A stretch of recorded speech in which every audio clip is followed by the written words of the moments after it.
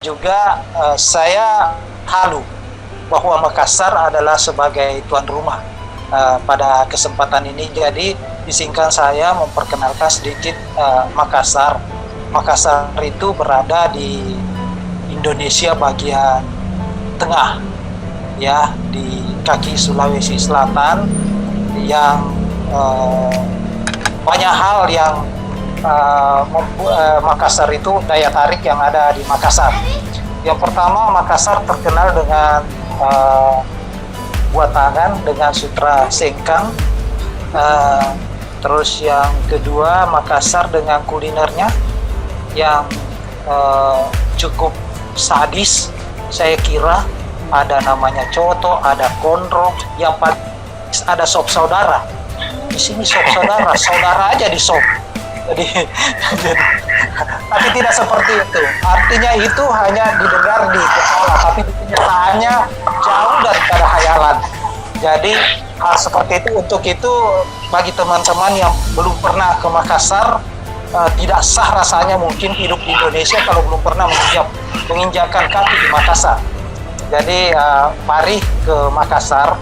Banyak hal yang bisa kita lakukan di sini. Saya kira AKPAI Sulawesi Selatan, guru PAI Sulawesi Selatan itu adalah 11.272 orang yang siap menghandle ibu-ibu kalau bapak-bapak kalau ada mau datang ke Makassar. Apalagi ratusan saja Makassar siap, apalagi kalau cuma satu orang. Ini 11.000 loh yang siap. Saya kira inilah keramahan kita. Jadi saya berharap Bapak Ibu yang di luar kota Makassar mungkin saja biasa melihat apa yang di media kaca, di media cetak dan lain sebagainya. Saya kira itu jauh daripada apa yang ada di Makassar ini. Makassar kok boleh ke Makassar Pak Amin ya? Lah, kau nama ini Pak Amin ya. Nanti bawa video ke sana, wajib nanti. Salah kami Siap Pak, siap. Saya kira itu ya, Makassar selalu terbuka untuk itu, siapapun, termasuk teman-teman kita semuanya yang seluruh Indonesia ini. Kemarin saya kira Makassar, karya terakhir Pak Unang adalah pentas PAI di Makassar. Sekali lagi saya mohon maaf ya, tidak bisa menghandle maksimal karena suatu hal kegiatan yang ekspektasi saya biasa-biasa saja, ternyata sebuah kegiatan yang luar biasa. Saya kira ya itu Pak Unangnya. Buat teman-teman semua, saya kira hal yang seperti inilah yang selalu kita harapkan. Saya selalu mengatakan bahwa GPAI dimanapun berada adalah orang-orang yang hebat ini, orang-orang yang hebat yang tetap akan berada pada eksistensinya. Kalau istilahnya Pak Diri yang lama bahwa itu beda tipis dengan TNI. Kalau TNI adalah penjaga keamanan, GPAI adalah penjaga keimanan. Jadi tetaplah menjadi orang hebat yang senantiasa berada pada posisi menjaga anak-anak kita, orang-orang yang berada di sekitar kita dalam penjaga keimanan itu. Bapak Ibu GPAI yang hadir pada kesempatan ini, sekali lagi saya ingin menitip pesan bahwa mari kita selalu mengabdi pada bangsa, dan selalu, yang saya sangat berharap begini Pak Unang dan siapapun yang hadir pada kesempatan ini, saatnya lah GPAI muncul. Yang dulu-dulu mungkin pada era-era tertentu bahwa GPAI itu adalah orang-orang bernilai, ya, orang-orang yang bernilai. GPAI itu bernilai karena pasti punya nilai plus, tapi tidak pernah ternilai. Jadi dengan adanya kegiatan-kegiatan seperti ini yang mengeksplor diri keluar, yang sekarang sudah dibuktikan dengan Ibu Oki, dengan siapa-siapa yang hadir pada tempat ini, yang keluar dari kebiasaannya yang ada di kita ini, di daerah kita, di wilayah kita, saja bisa menjadi orang-orang hebat, menjadi motivator, inspirator buat teman-teman yang lain. Kita berharap GPAI senantiasa menjadi agent of change tempat untuk berada. Jadi orang-orang yang pertama, sebab sekali lagi saya ingin menyampaikan bahwa GPAI itu adalah guru hebat yang mempunyai tugas tidak pernah tuntas. Ya, tidak pernah tuntas karena kalau tuntas di sekolah, masyarakat tetap dihitung dan melekat di GPAI. Saya sering mencontohkan bahwa kalau guru-guru lain, mohon maaf tanpa mengecilkan, siswanya mendapat nilai 10, maka dikatakanlah guru itu hebat. Dan itu mempunyai rentang waktu yang lama hebatnya. Kalau guru PAI mendapat nilai 10 mungkin siswanya di sekolah, tapi ketika dia keluar, ada hal-hal tertentu yang dilakukan di luar daripada kebiasaan, maka orang akan mempertanyakan siapa guru agama ini. Maka tugas guru agama lagi kembali nol lagi, padahal siswanya tadi sudah mendapat nilai 10. Bahkan di kita pun terkadang di orang tua yang sering di rumah atau masyarakat sekitarnya kita terkadang tidak mengakui anaknya. Siapa dia?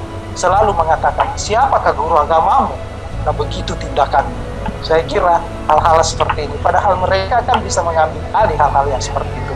Itu begitu beratnya tugas guru PAI, dan pantaslah guru PAI seandainya dan selanjutnya mendapat perhatian khusus, karena mereka mendapat posisi memang yang khusus untuk orang tidak dihargai. Saya kira hal ini yang saya ingin sampaikan pada kesempatan ini. Lebih dan kurangnya mohon dimaafkan. Dengan memohon ridho Allah Subhanahu wa Ta'ala, dengan restu kita semua, acara webinar PTK saya nyatakan dibuka secara resmi dengan ucapan Bismillahirrahmanirrahim. Bismillahirrahmanirrahim. Warahmatullahi wabarakatuh. Waalaikumsalam. Waalaikumsalam warahmatullahi wabarakatuh. Terima kasih sekali Pak Kabid, luar biasa. Semoga kami semua dapat melaksanakan apa yang sudah dinasihatkan oleh Pak Kabid. Jangan menunggu orang tua menyesuaikan kondisi kita, tetapi kita yang harus menyesuaikan dengan kondisi orang tua. Serta yang saya highlight adalah para guru pendidikan agama Islam adalah penjaga keimanan anak bangsa, dan itu sepanjang masa. Karena itu jangan bergeser dari target kita selaku guru pendidikan agama Islam untuk menanamkan akhlak dan budi pekerti kepada anak-anak kita di seluruh Nusantara, bahkan di dunia. Tetapi jangan bergeser dari target tersebut, tetapi bagaimana caranya untuk mencapai target tersebut, apalagi di masa pandemi seperti ini. Terima kasih nasihat yang luar biasa Pak Kabid. Kami juga tidak bisa menghalangi Pak Kabid untuk rapat ya kepentingan umat setelah ini. Jadi mohon kami izin melanjutkan walaupun tidak ada Pak Kabid, tapi tetap kami bisa melaksanakan acara webinar nasional ini. Mudah-mudahan bareng Pak Kabid nih ikutan pamit ya. Siap Pak.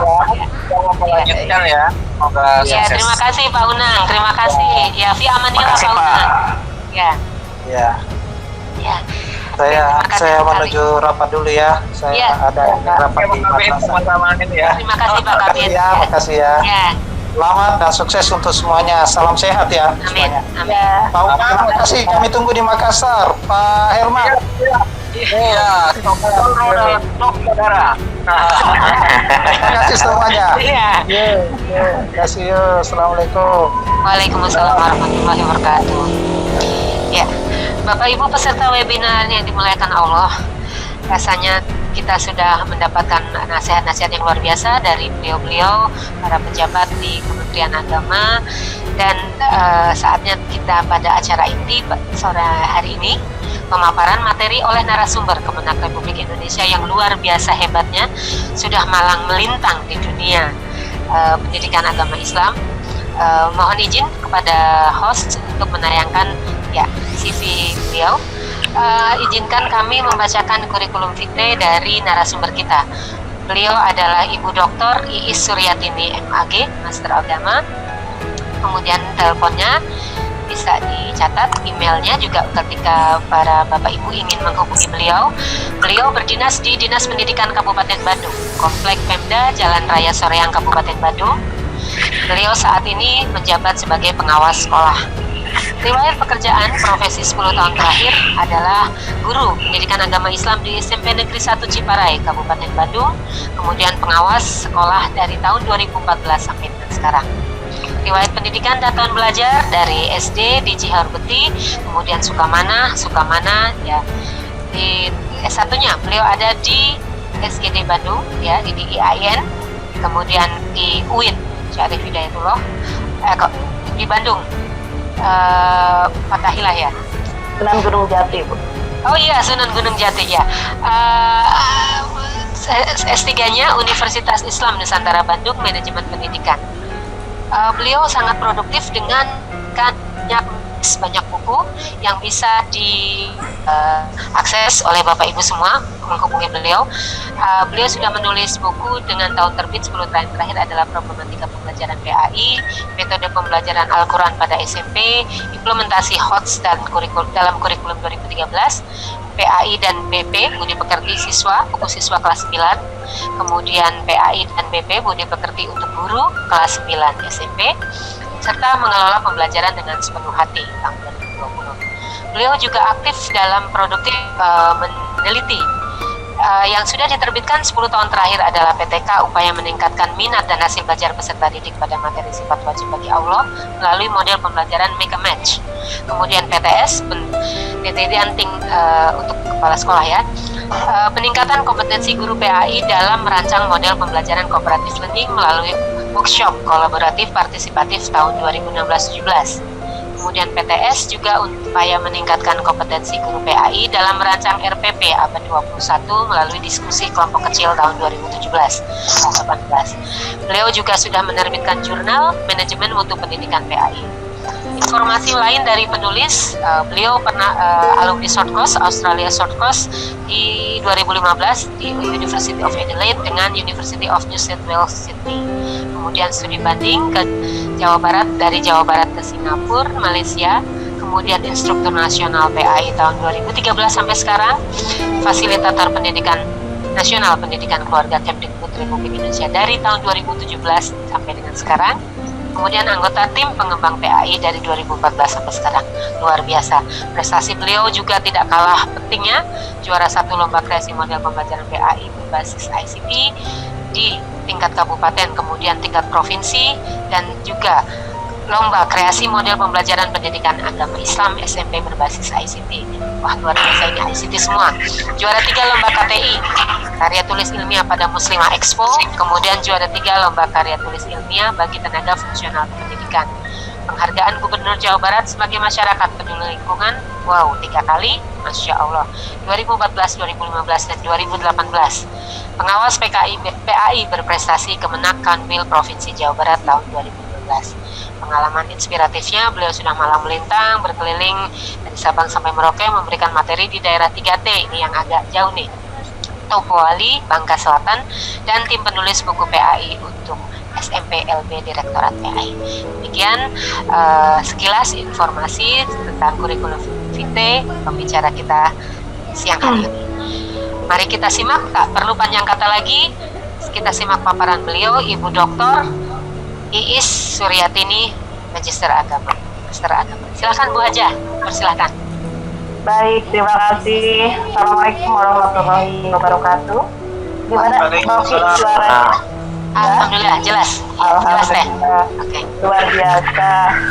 Mbak Oki kenapa dibacain semua ya yang tadi? Jadi malu ya? Gak apa-apa, biar inspirasi Pak. Mudah-mudahan jadi inspirasi, jadi sekecil apapun, tidak ada yang besar kalau tidak dimulai dari yang kecil buat semua peserta di sini. Tapi sebelumnya saya ucapkan terima kasih dulu untuk pertama untuk Pak Dr. Haji Unang, mudah-mudahan masih ada. Jadi kalau bercerita tentang Ausi, waktu di tes itu salah satu janji saya itu waktu ditanya apa yang akan dilakukan setelah dari Ausi nanti, saya bilang saya akan berbagi manfaat kepada GPAI seluruh Indonesia. Mudah-mudahan ini salah satunya Bapak Ibu, saya bisa berbagi.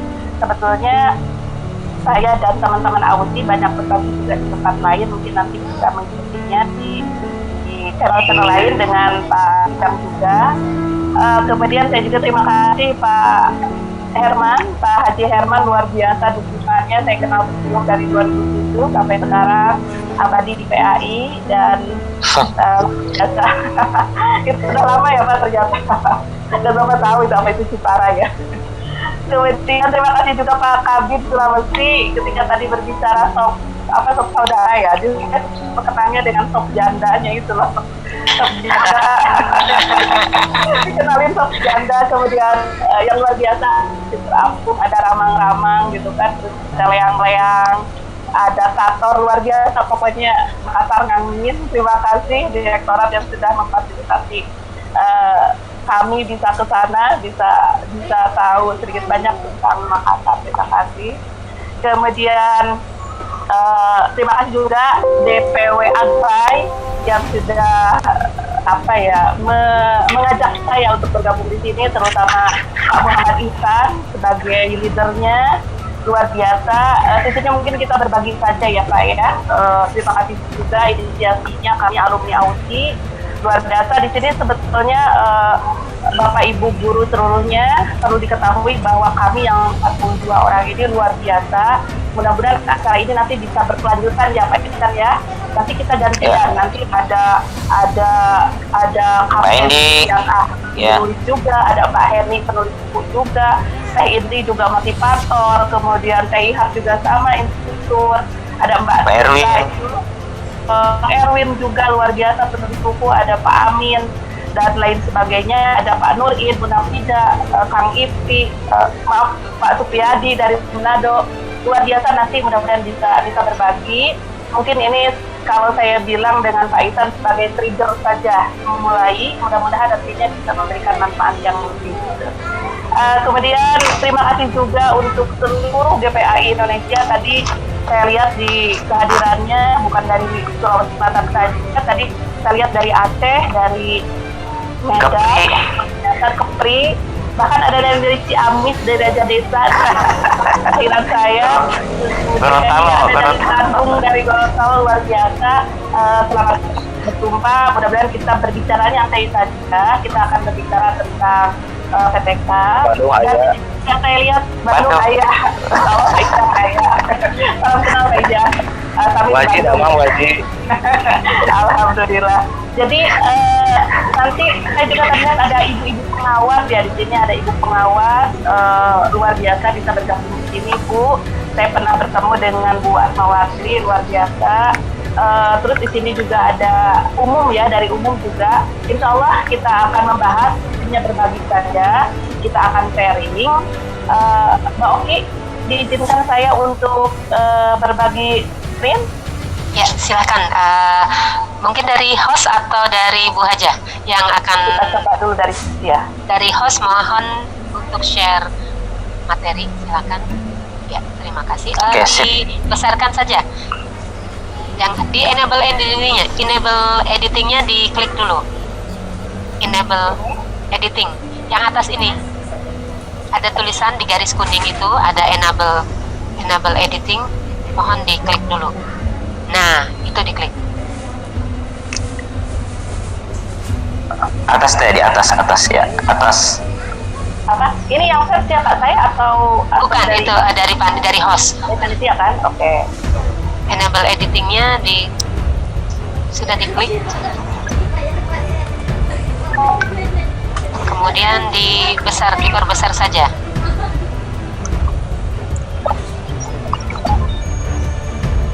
Sudah? Belum ya? Belum. Ini yang share ini Teis, ini yang share Ibu Dokter yang share ini, bukan host. Oh bukan host ya? Iya.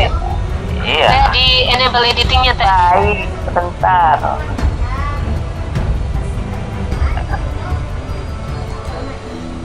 Kok susah ya Mbak? Yang mana sih?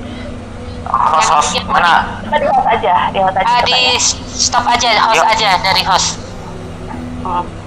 Silakan host panitia, silakan di share mungkin travelernya.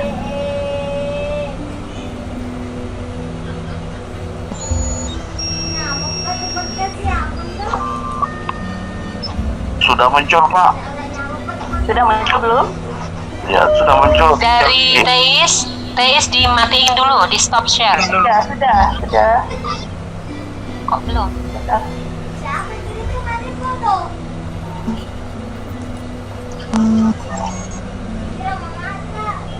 Sudah terlihat. Ada kelihatan Sudah nggak? terlihat Mbak Oki. Sudah terlihat Mbak Oki. TII sudah kelihatan. Sudah kelihatan ya? Sudah Ini lihat, Teh. tapi belum, Sudah tapi tidak? belum Sudah besar. Jadi minta dibesarkan. Kalau dari HP bisa dibesarkan. Oh ini. Bukan, Di yang bagian bawah, di bagian bawah. Sudah. karena enable editingnya belum diklik gitu. Diklik. Sudah. Bawah. Screen-nya. Teteh. Bu Dokter, matikan dulu aja. Iya. Oke. Oke, diambil alih oleh host ya. Diambil Sudah, alih oleh sudah. host. Ya, diambil alih. Baik. Oke, tunggu.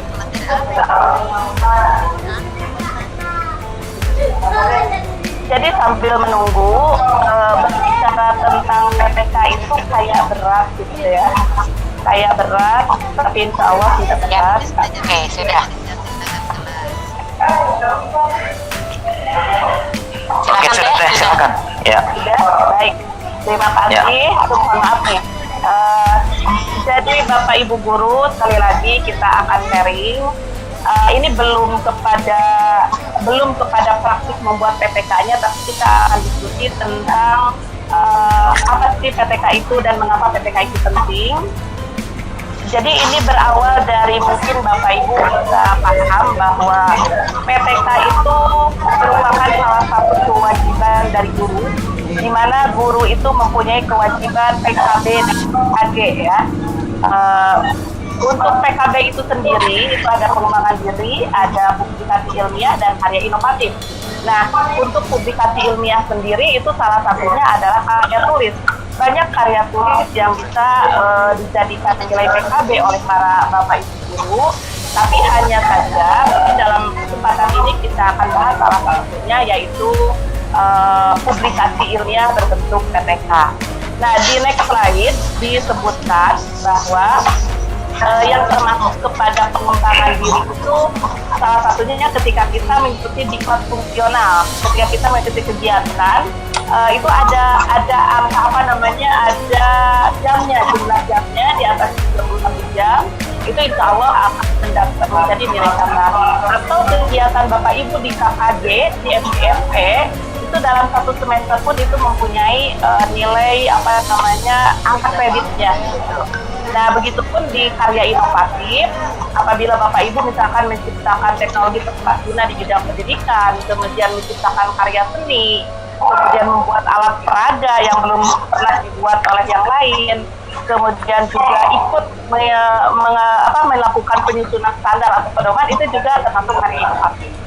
Namun pada kesempatan ini kita akan membahas tentang bagian dari publikasi ilmiah. Nah, publikasi ilmiah ini seperti tertera di materi, publikasi ilmiah itu salah satunya adalah ketika Bapak Ibu presentasi pada forum ilmiah, kemudian publikasinya hasil penelitian. Nah, ini hasil penelitian. Hasil penelitian seperti apa? Salah satunya adalah PPK ini. Atau Bapak Ibu membuat buku, misalkan bukunya baik itu buku pelajaran ataupun buku pendidikan secara umum gitu, itu mempunyai nilai tambah. Nah, oleh karena itu ini hanya pengenalan betapa pentingnya melakukan publikasi ilmiah, salah satunya dengan PPK. Mungkin Bapak Ibu merasa berat dengan PPK ini, tapi mungkin istilahnya tidak kenal maka tidak sayang. Nah, kesempatan kita pada saat ini akan membahas atau mencoba berkenalan lebih jauh tentang apa sih PPK itu. Di next slide disebutkan bahwa PPK itu adalah suatu penelitian yang mengangkat masalah-masalah aktual yang dihadapi oleh guru di lapangan. Jadi nanti saya akan membahas ciri-ciri PPK. Banyak PPK kok saya mengajukan PPK, kenapa ditolak, dan lain sebagainya. Itu kadang-kadang PPK-nya karena memang tidak sesuai dengan ketentuan. Salah satunya adalah masalahnya bukan yang dihadapi oleh dia sendiri gitu. Jadi PTK itu harus benar-benar masalah yang dihadapi oleh Bapak Ibu seharian, yang nanti dicarikan pemecahannya gitu. Nah itu yang dimaksud dengan PTK. Kecil contohnya, ketika Bapak Ibu sekarang aja masa pandemi menggunakan pembelajarannya jarak jauh, Bapak Ibu mungkin biasanya menggunakan metode A, tapi ternyata dengan pandemi ini tidak bisa metode tersebut digunakan. Maka Bapak Ibu mencoba inovasi dengan metode yang baru, asal didukung dengan data-data dan teori yang kuat, maka itu nanti perubahannya bisa menjadi sebuah PTK, dilaporkan menjadi sebuah PTK. Nanti dibahas lebih jauh. Nah, tujuan PTK itu sendiri, jadi Bapak Ibu, PTK itu tujuannya bukan hanya untuk kenaikan pangkat sebetulnya. Yang paling utama itu adalah memecahkan permasalahan yang ada di kelas. Jadi setiap kelas itu nanti kita mempunyai guru tentu menghadapi permasalahan yang bermacam-macam. Jangankan beda kelas, dalam satu sekolah saja mungkin setiap guru mempunyai permasalahan masing-masing. Atau bahkan kita sendiri sebagai seorang guru PAI itu menghadapi permasalahan yang berbeda antara di kelas satu dengan kelas lainnya. Nah itu bisa dipecahkan dengan PTK. Yang kedua, jelas masalah itu kan berawal dari kesenjangan antara harapan dengan kenyataan. Berarti dengan demikian PTK itu nanti fungsinya atau tujuannya adalah untuk meningkatkan kualitas proses pembelajaran itu sendiri. Dan yang terakhir, tujuan dari PTK itu adalah meningkatkan kegiatannya guru dalam pengembangan profesinya yang tadi PKB-nya itu. Ini diatur dalam Permendikbud nomor 4 tahun 2014 dan Permendiknas nomor 35 tahun 2010. Jadi salah satu tujuan PTK itu kalau ingin kenaikan pangkat itu hanya bagian kecilnya saja. Lantas ada pertanyaan, saya masih tidak perlu karena saya bukan PNS, saya honorer misalkan. Ya untuk yang nomor 3 tidak berkaitan, kurang berkaitan, tapi untuk nomor 1 dan nomor 2, yaitu memecahkan permasalahannya kelas dan meningkatkan kualitas pembelajaran, itu kewajiban semua guru. Dan itu bisa dilakukan oleh para Bapak Ibu semuanya. Baik, selanjutnya di slide selanjutnya, pertanyaannya sering bertanya kepada teman-teman, bagaimana Bapak Ibu pernah membuat PTK? Nah, kebanyakan saya belum pernah menulisnya, bingung, pusing, nggak tahu prosedurnya seperti apa. Atau ada juga, saya sudah menulis, tapi kok ditolak ya? Kenapa gitu? Yang pertama bisa jadi PTK-nya tidak asli. Nah dalam PTK itu, dalam penilaian PTK itu kan ada yang namanya APIK BJL ya. Syarat PTK itu APIK BJL. Apa itu APIK BJL? Asli, perlu, ilmiah, konsisten, jelas, benar, lengkap. Apa itu asli? Jadi kalau nanti tim penilai itu akan tahu apakah masalah ini benar-benar terjadi nggak di daerah Bapak, di sekolah Bapak, di kelas Bapak. Itu akan kelihatan asli tidaknya. Gitu. Asli tidaknya bisa jadi kalau Bapak Ibu fotokopi misalkan ada nama suatu tempat yang seharusnya bukan nama tempat Bapak Ibu, misalkan Makassar, tapi kopi dari Bandung misalkan, atau sebaliknya orang Bandung kopi dari Makassar gitu, itu berarti tidak asli gitu. Itu akan kelihatan dari kamu, nanti tim penilai akan tahu mana PTK yang asli atau tidak. Yang kedua, syarat PTK itu adalah harus sesuatu yang diperlukan. Jadi misalkan yang tadi untuk memecahkan masalah yang paling perlu itu apa sih gitu, nanti kita di pra PTK akan memilah mana masalah yang perlu, mana masalah yang kurang perlu. Jadi harus masalah yang benar-benar perlu sangat-sangat perlu untuk dipecahkan, bukan masalah yang kemungkinan perlunya sangat sedikit gitu. Berikutnya, syarat PTK itu harus ilmiah.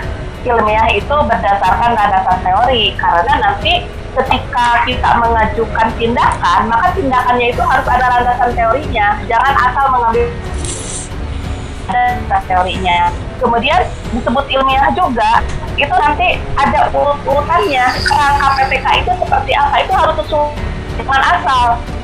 Banyak misalkan saya berkomunikasi dengan guru-guru, ada ini Bu, saya punya PTK, coba oke, saya lihat Abuza punya PTK. Ternyata di dalamnya itu proposal PTK, bukan PTK. Nah nanti kita di akhir ya akan dikasih contoh seperti apa urutan atau kakak PTK yang berhasil. Berikutnya, PTK itu harus konsisten.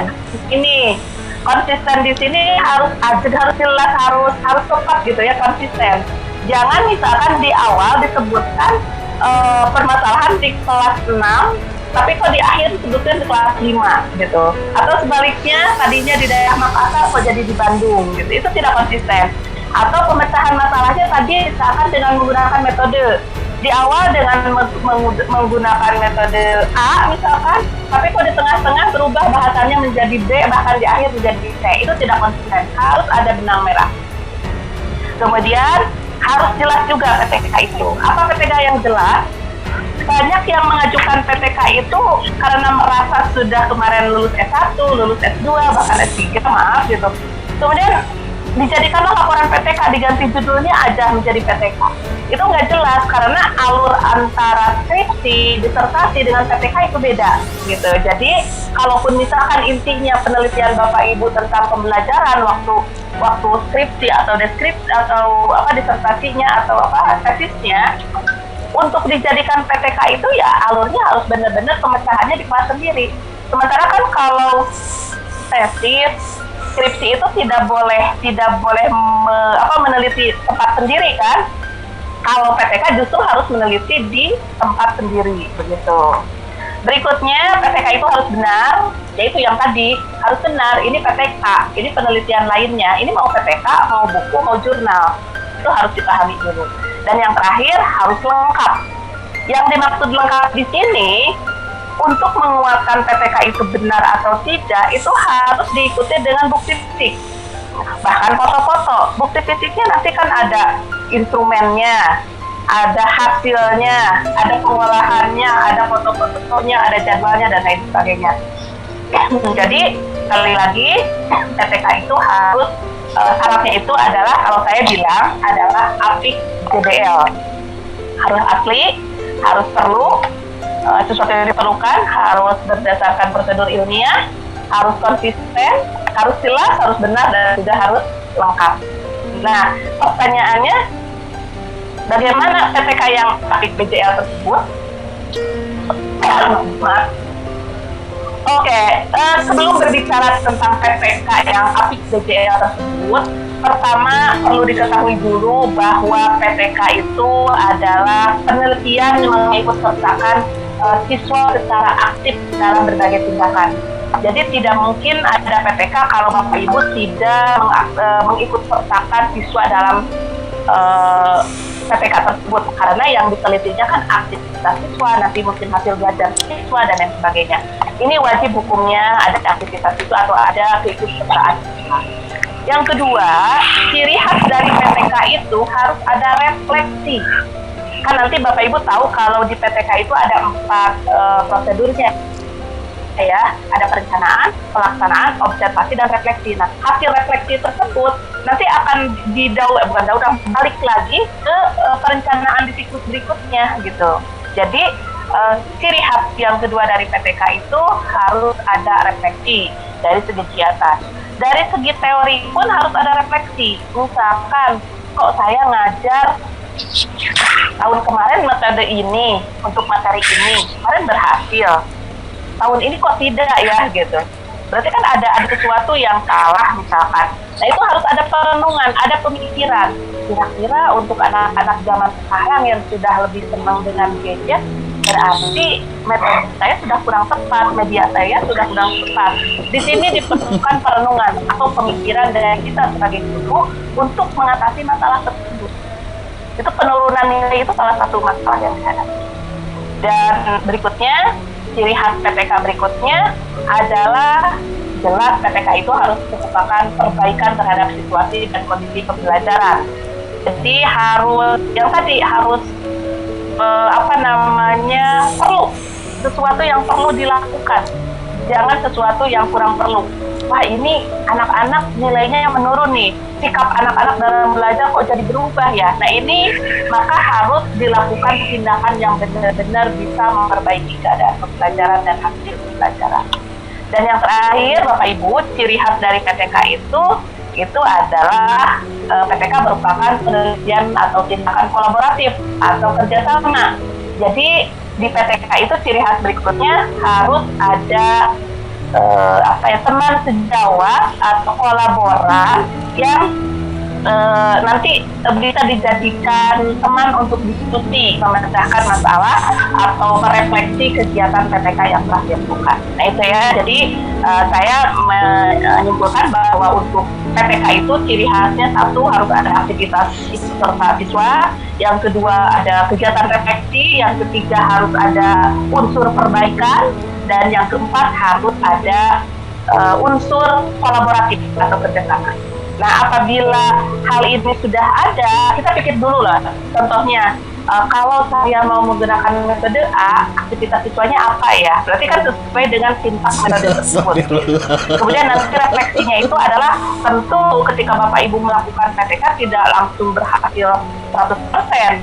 Perlu ada evaluasi, ada refleksi gitu. Begitupun di sini akan sangat diperlukan bantuan dari teman sejawat kita sebagai kolaborator, begitu. Baik, selanjutnya secara umum, ini di next slide, secara umum bahwa PPK itu kan memiliki siklus yang tadi ya ada memiliki kegiatan yang berulang, dimulai dari perencanaan, kemudian rencana tersebut dilaksanakan berbarengan dengan pengamatan, kemudian diolah hasilnya di pengamatan, kemudian direfleksi. Nah, hasil refleksi tersebut dituangkan lagi menjadi perencanaan, menjadi perencanaan untuk siklus berikutnya. Nah, kalau Bapak Ibu lihat gambar ini, ada gambar di siklus 1, ada 4 ya kegiatan, ada perencanaan, pelaksanaan, pengamatan, dan refleksi. Setelah selesai refleksi, balik lagi ke perencanaan siklus 2, pelaksanaan, pengamatan, dan refleksi. Terus begitu sampai siklus berapapun sebelum indikator yang diinginkan itu tercapai. Tapi kalau indikatornya sudah tercapai, bisa di-stop PPK dan baru melangkah ke pelaporan PPK. Begitu Bapak Ibu. Next, selanjutnya di next slide, di sana saya jelaskan lantas apa sih yang harus dilakukan bagi kita ketika akan melakukan PPK. Nah, mungkin sebelumnya saya mengajak Bapak Ibu dulu untuk lebih membuka hati, membuka diri untuk menyukai yang namanya PTK. Karena apa? Karena biasanya belum apa-apa itu sudah merasa mumet dengar istilah PTK gitu. Tapi saya yakin Bapak Ibu yang hadir di sini di acara ini dengan kemauan sendiri meluangkan waktu, menyediakan menyediakan kekuasaannya untuk kegiatan ini, berarti Bapak Ibu mempunyai keinginan yang kuat untuk mengetahui apa itu PTK. Dan kami berharap setelah pertemuan ini Bapak Ibu bukan hanya tahu saja, mangga silahkan untuk dicoba untuk melakukan PTK.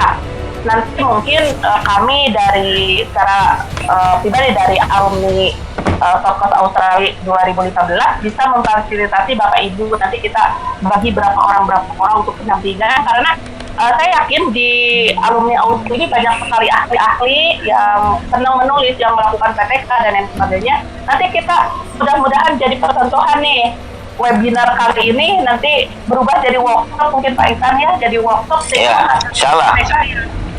Yang PTK yang pendampingannya walaupun melalui pendampingan daring, insya Allah bisa. Baik, apa saja yang harus dilakukan atau prosedur apa saja dalam PTK? Sebetulnya sederhana Bapak Ibu, hanya ada 6 prosedur. Yang 4 tadi sebetulnya sudah dibahas ya. Jadi jelas di PTK itu ada nomor 2, nomor 3, nomor 4, nomor 5, yaitu harus ada perencanaan dulu, pelaksanaan, pengumpulan data, dan refleksi. Nah, ini yang nanti akan dilaporkan. Nah, sebelum melakukan itu semua, maka langkah pertama yang harus Bapak Ibu lakukan adalah tahap pengenalan masalah. Ada juga yang bilang, Pak, PTK, boleh lah ya. Pokoknya ini sebelum pelaksanaan PTK, saya istilahnya adalah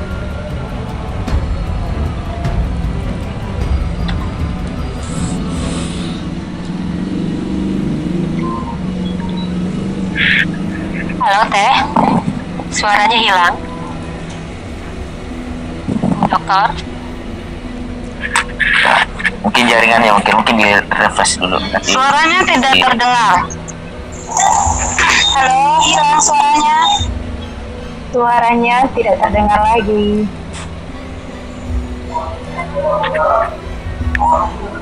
koneksi jaringannya mungkin. Ya, iya. sementara. Assalamualaikum, Bu Haji. Ibunya mau yang tadi kematian Iya. mana? Sambil menunggu Ibu Dokter, para Bapak Ibu, Ya, betul, silakan saya. untuk bisa hadir. Lanjut, Halo. lanjut. Oh, sudah ya? Oke. Sudah. Silakan Teh. Host, ya ada sudah. Host mohon di-share kembali untuk materi tadi sampai ke tahapan PTK ada 6. Halo Bu Dokter, masih terdengar? Oke, ada lagi? Ada sudah. Ada nggak? Ada. Sudah. Sudah ada lagi, silakan. Kenapa ya? Mohon Pengen izin cepat host kayaknya ya. share. Baik, kita lanjutkan ya. Ini nih hilang lagi nih. Hilang lagi nih sinyalnya nih. Enggak, tapi sudah ada kedengaran. Sudah. Kedengaran, Teh? Jangan di mute. Unmute. Baik. Jadi itu prosedur PTK itu hanya ada 6 langkah ya. Kalau anak-anak menghafal rukun iman yang 6, maka kita menghafal ini ya, melaksanakan dengan apa lagi tahap-tahap dalam prosedur dalam PTK. Ada tahap pengenalan masalah atau PTK, ada tahap perencanaan tindakan, ada tahap pelaksanaan tindakan, ada tahap pengumpulan data yang di dalamnya ada observasi, kemudian ada tahap refleksi. Dan itu diulang beberapa siklus, terakhir ada tahap laporan. Baik, berikutnya kita akan mengenal satu persatu dari tahapan ini. Yang pertama, tahapan pengenalan masalah, atau istilahnya ada yang menyebut juga tahap pra-PTK. Dalam pra-PTK ini ada lima kegiatan yang harus dilakukan oleh Bapak Ibu. Yang pertama, merasakan masalah dirasakan ya. Kemudian mengidentifikasi masalah. Kemudian nanti setelah diidentifikasi, dianalisa permasalahannya apa. Setelah dianalisa, oh iya ini nanti kira-kira hasilnya seperti apa, dirumuskanlah masalahnya. Kemudian jangan hanya dirumuskan masalah, kira-kira Bapak Ibu juga berpikir kira-kira alternatif tindakannya apa gitu. Jadi ini dalam tahap pra-PTK itu ada 5 kegiatan yang harus dilakukan dalam tahap pengenalan masalah, yaitu pertama merasakan masalah, mengidentifikasi masalah, menganalisa masalah, merumuskan masalah, dan merumuskan alternatif tindakan. Seperti apa? Di next slide saya coba menjelaskannya. Untuk merasakan masalah ya, untuk merasakan masalah itu pertama, ketika kita memulai ingin membuat PTK, melaksanakan PTK, itu harus berawal dari keinginan kita untuk memperbaiki kualitas pembelajaran. Jadi misalkan kok gini-gini aja ya hasilnya pembelajaran dengan metode ini, dengan alat ini, ada apa ya yang salah? Nah itu berawal dari sana. Kemudian kita juga merenung. Yang kedua, adanya kesenjangan teori dengan data. Seharusnya anak-anak ini dengan metode ini, dengan alat ini atau dengan cara ini, itu anak-anak paham minimal yang di atas KKM gitu nilainya. Tapi kemungkinan atau kenyataannya datanya itu tidak seperti itu gitu. Ada apa ya masalahnya? Ada sesuatu yang salah dalam pembelajaran ini, nah gitu. Kemudian setelah itu ini tahap merasakan ya. Kemudian berpikir apa ya masalahnya, berpikir terus berulang sampai Bapak Ibu menemukan oh mungkin ini masalahnya karena A atau B atau C gitu. Masalahnya dirasa-rasa dulu, oh ini mungkin metodenya sekarang kurang tepat. Anak-anak sudah terbiasa dengan gawe, atau anak-anak angkatan sekarang beda dengan yang kemarin gitu, itu sudah dirasakan. Kemudian juga sambil berpikir apa ya kira-kira alternatifnya supaya pembelajaran materi ini bisa berhasil dengan baik. Nah itu tahap merasakan masalah. Sehingga sebagai contoh ya, contoh yang bisa dirasakan masalahnya adalah Bapak Ibu dengan sistem zonasi seperti sekarang, terutama di sekolah negeri, itu akan terasa kompetensi awal siswa yang mengikuti pembelajaran.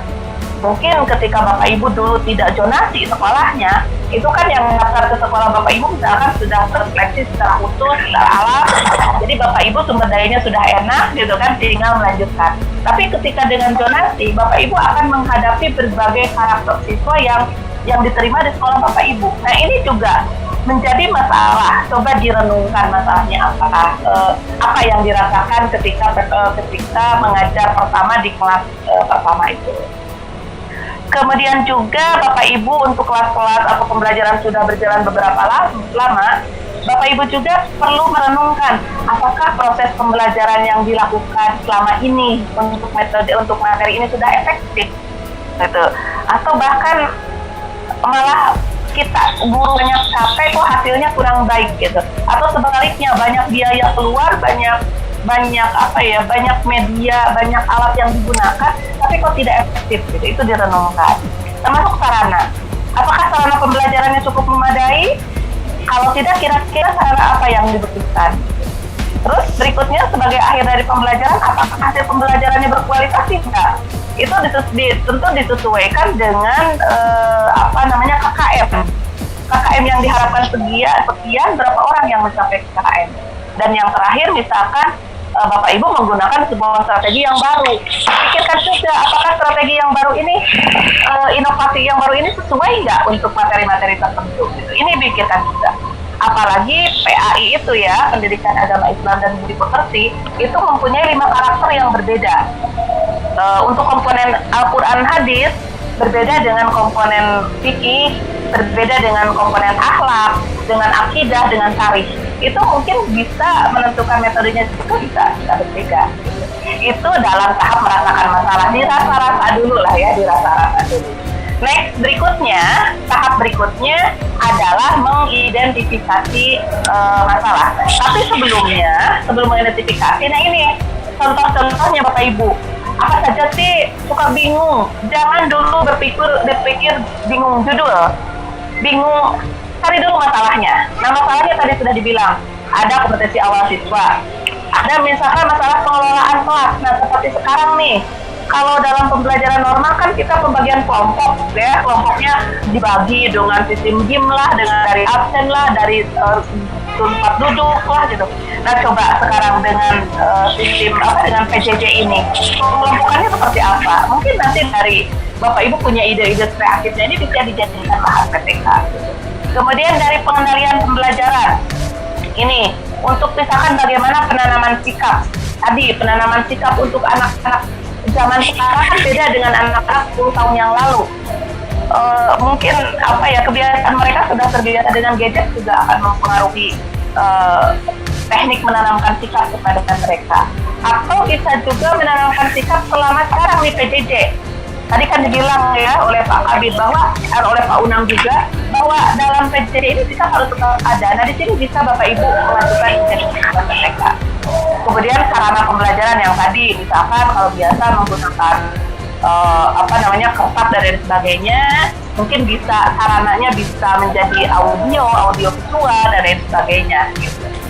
Kemudian dari segi guru ini kemampuan guru dalam menggunakan metode strategi pendekatan media alat peraga ini juga bisa dijadikan lahan untuk dididik jadi PTK gitu. Berikutnya proses belajarnya, bagaimana aktivitas siswa, bagaimana perilaku disiplin siswa, bagaimana motivasi mereka, bagaimana semangat belajar mereka bisa dijadikan masalah dalam PTK. Dan yang terakhir, tentunya semua yang kita lakukan itu berujung pada bagaimana hasil pembelajarannya, baik itu hasil dari segi kognitif, dari segi afektif, psikomotor. Jadi sebetulnya banyak, Bapak Ibu, masih banyak sekali, tapi ini hanya sebagiannya saja, gambaran-gambaran. Yuk cari mana di antara yang ini yang kira-kira bisa dijadikan masalah yang sesuai dengan di kelas Bapak Ibu. Gitu. Baik, berikutnya, Teh Inti hati-hati sambil nyetir. Berikutnya mengidentifikasi masalah. Nah, tadi ketika Bapak Ibu sudah melakukan, tadi merasa-rasakan masalah apa ya, Bapak Ibu identifikasi, tulis semua permasalahan yang muncul yang Bapak Ibu rasakan. Kemudian Bapak Ibu timbang-timbang diurutkan mana masalah yang ringan dan mana masalah yang berat gitu. Nah, kemudian nanti diambillah masalah yang paling berat yang harus dilakukan PPK dengan segera gitu. Kenapa? Ya tadi ciri khas dari PPK itu adalah harus yang perlu, jangan sesuatu yang kurang perlu gitu. Baik. Jadi ketika menentukan masalah juga perlu diperhatikan Bapak Ibu. Pertama, masalahnya yang diteliti itu kalau bisa memiliki nilainya itu memiliki nilai yang panjang gitu, keberhasilannya panjang, bukan hanya nilai sesaat, tapi panjang sekali untuk kedepannya bahkan bisa ditiru oleh guru-guru yang lain. Kemudian kalau bisa menemukan model efektif yang ditemukan oleh Bapak Ibu dan nanti bisa di-sharing nanti kan ada seminar PPK ya, diseminarkan di PPK sehingga orang lain bisa menjadi inspirasi dari PPK Bapak Ibu gitu. Kemudian di next slide Bapak Ibu, setelah mengidentifikasi masalah, kita akan lanjut ke berikutnya. Punten di next slide adalah menganalisa masalah. Nah, tadi kan sudah diambil tuh masalah yang paling berat di antara sekian masalah itu, mana masalah yang paling berat yang harus telah dipecahkan gitu. Maka berikutnya adalah dianalisis masalahnya untuk mengetahui proses tindak lanjut perbaikan yang dibutuhkan. Apa nih yang dibutuhkannya? Masalahnya berat nih. Misalkan masalahnya adalah ya Allah, anak-anak sekarang sudah tidak peduli kedisiplinannya, berarti Bapak Ibu fokus di disiplinnya. Atau misalkan aduh sikapnya sudah tidak tertolong nih, sudah amburadul nih sikap anak-anak, mungkin Bapak Ibu lebih fokus kepada sikap yang tadi. Kemudian dikaji juga kira-kira kalau nanti dibuat PPK apa ya manfaatnya gitu. Karena nanti kan di bab 1 itu ada manfaat PPK untuk apa? Tentu untuk siswanya apa manfaatnya, untuk gurunya sendiri apa, untuk teman-teman guru apa, untuk sekolah juga apa, penelitian juga apa, nanti ada manfaat. Jadi kaji lah di oret-oret gitu istilahnya. Kemudian setelah itu juga dioret-oret juga bagaimana rencana tindakannya, dioret-oret dulu kapan, kelas apa, materi apa, sekitar bulan apa, nanti kolaborasinya siapa gitu. Oret-oret dulu lah gitu, itu dalam menganalisa masalah.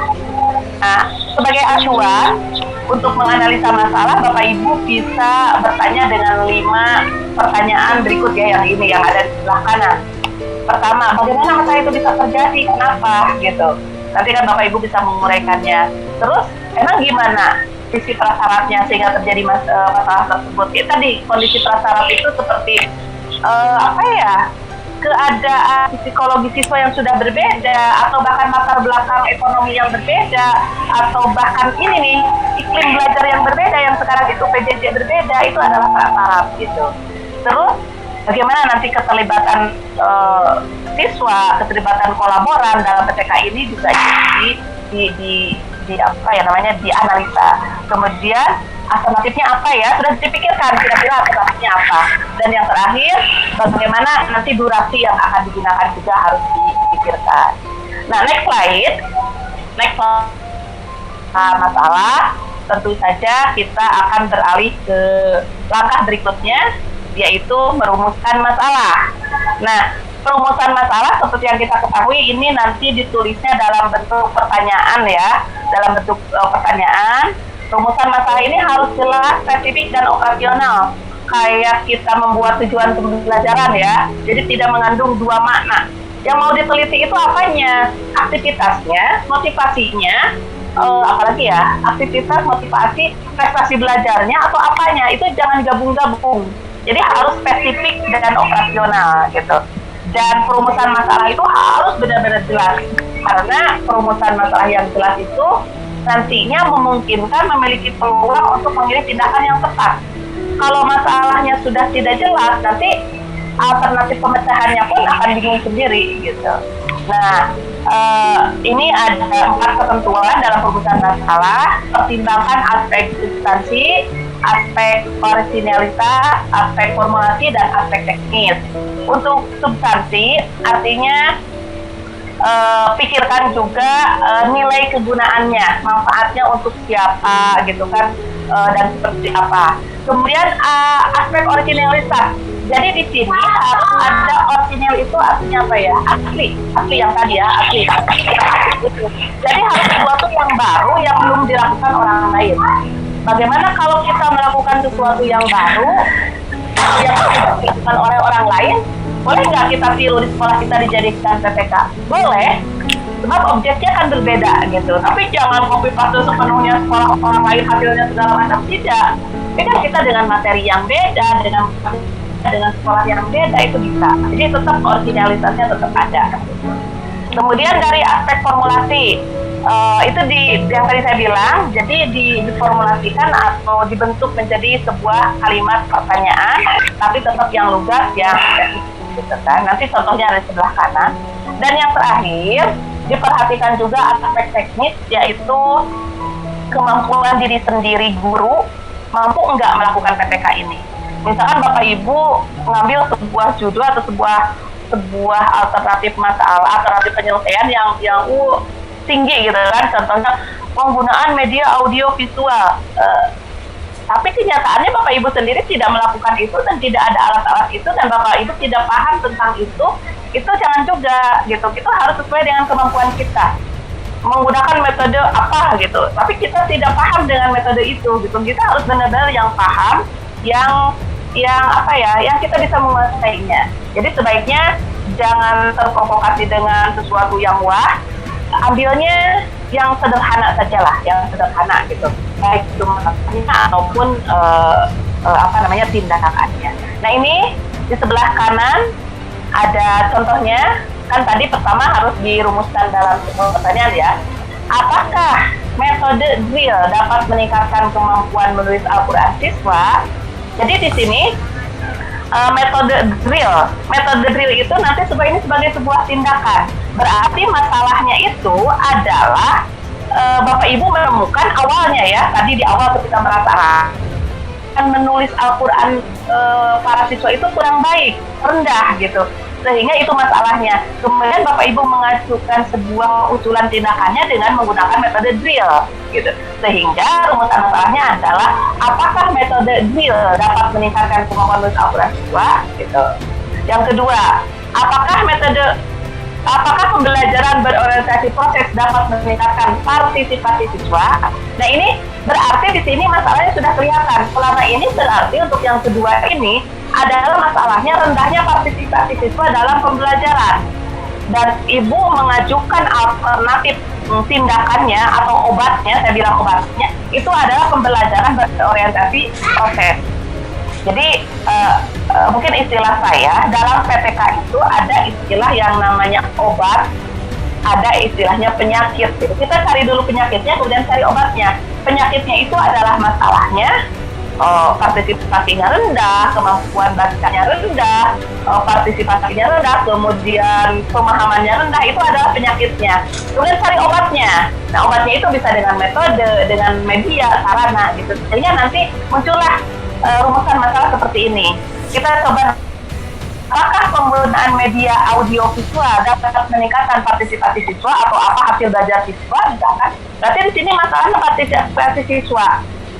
Bapak Ibu akan mengobatinya dengan media audio visual, karena nanti menurut teorinya kan ada kerucut Edgar Bell ya. Jadi semakin anak melihat dan mendengar, itu akan semakin banyak yang terserap, maka nanti insya Allah akan meningkatkan partisipasi. Itu logikanya. Begitupun yang nomor 4, apakah strategi pembelajaran inquiry dapat meningkatkan pemahaman siswa terhadap materi tarikh gitu? Itu berarti masalah yang dihadapi atau penyakitnya itu adalah berarti pemahaman siswa terhadap materi tarikhnya masih rendah. Strategi pembelajaran inquiry merupakan tindakannya, begitu kira-kira ya. Kalau nanti ini slide-nya bisa dibagi untuk belajar yang jauh. Baik, berikutnya, nah ini perumusan tindakan yang tadi ya, perumusan tindakan. Kalau tadi mah masalahnya, kalau yang sekarang tindakannya.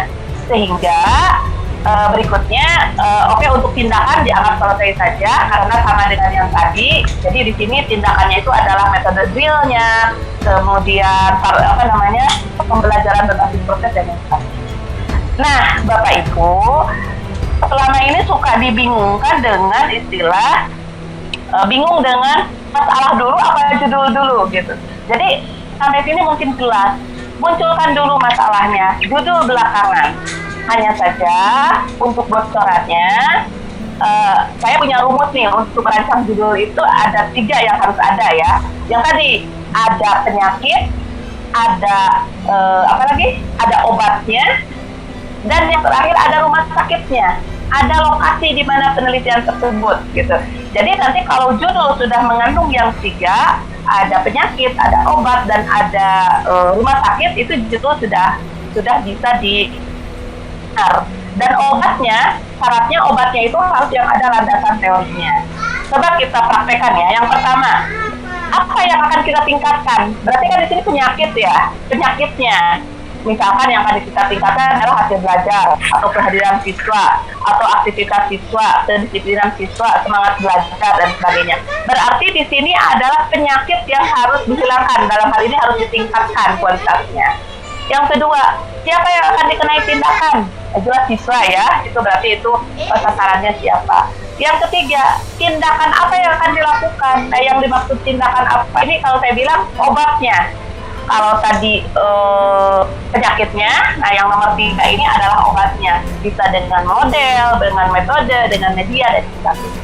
Dan yang terakhir, di mana? Ya tadi yang di mana itu yang siapa yang dikenai tindakan, yaitu siswa kelas berapa, di SMP mana, tahun berapa gitu. Jadi ini Bapak Ibu, langkahnya ada 3, yang syaratnya 3. Di judul itu harus ada penyakitnya apa, obatnya apa, rumah sakitnya di mana. Baru tuangkanlah ke dalam judul.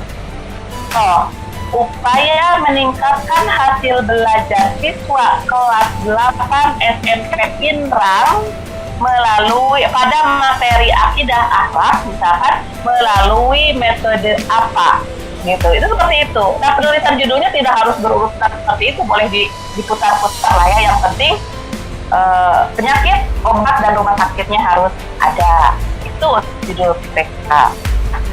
Selain itu adalah pembahasan tentang silakan di next slide Pak host, di next slide. Itu kegiatan-kegiatan di PPK. Selanjutnya kita akan masuk kepada kegiatan perencanaan. Nah, apa Bapak Ibu sudah memiliki ini? Selanjutnya adalah Bapak Ibu merencanakan. Merencanakan di sini tulisan kapan. Halo? Ya, kedengaran Mbak. Kedengaran. Ya. Ini tolong, ini tolong slide-nya di next slide. Di next slide. Ini mungkin anunya, operatornya mungkin soal seperti ya. Oh ya. Oke. Aman. Kita tahap perencanaan aman. Maaf ya. Di perencanaan, kalau tadi kan tahap PPK ya, atau tentang masalah itu, pengembangan masalah. Yang kedua di perencanaan itu Bapak Ibu, kalau menurut saya ada 4 hal yang harus dilakukan. Yang pertama, menyusun RPP. Rencana pelaksanaan pembelajaran. Mohon maaf ya, tadi dipanjangkan soalnya kalau sama orang Bangka Belitung atau Tanjung Pinang supaya ketawain dibilang RPP itu. Penyusunan rencana pembelajaran.